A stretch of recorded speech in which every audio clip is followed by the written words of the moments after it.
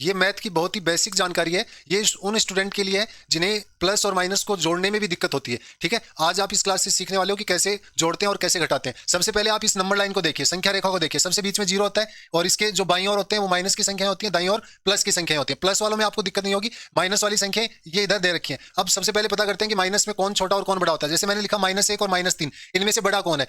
तो वो नंबर बड़ा होता है जो छोटा नंबर होता है, यानी माइनस में छोटा नंबर हमेशा क्या होता है? बड़ा होता है। तो -1 और -3 में जो बड़ा नंबर होगा वो होगा -1। अगर मैं -11 और -19 में छोटे नंबर की बात करूं तो छोटा नंबर वो होता है माइनस में जो नंबर बड़ा होता है। तो इनमें जो बड़ा नंबर है वो 19 है, इसका मतलब छोटा नंबर क्या होगा? माइनस का 19 होगा। -73 और -52 में बड़ा नंबर कौन है? तो आप कहेंगे माइनस का 52 बड़ा नंबर है, क्योंकि जो जितना छोटा नंबर होगा माइनस में उतना ही क्या होगा? बड़ा नंबर होगा। अब देखिए कुछ प्लस माइनस के क्वेश्चन करते हैं।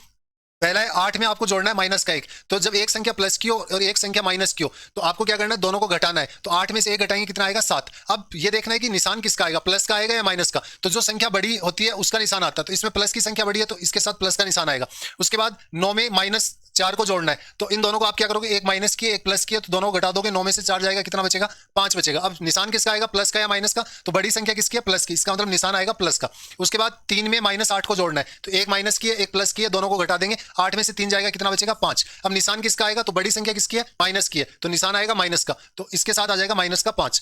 -9 में प्लस का 6 जोड़ना है, एक माइनस की एक प्लस की, दोनों को क्या करेंगे? घटा देंगे, 9 में से 6 जाएगा, कितना बचेगा? 3। निशान किसका आएगा? माइनस की बड़ी है, तो माइनस का निशान आएगा। उसके बाद -8 में -9 जोड़ना है। अब अगर दोनों ही संख्या माइनस की है तो जब दोनों संख्या माइनस की होती हैं तो उन दोनों को जोड़ देते हैं, तो 8 और 9 को जोड़ेंगे, कितना आएगा? 17। लेकिन निशान हमेशा किसका आता है? माइनस का निशान आता है, तो यह आ जाएगा माइनस का 17। यानी माइनस की दोनों संख्या माइनस की हो तो उनको जोड़ते हैं, पर निशान हमेशा किसका आता है? माइनस का।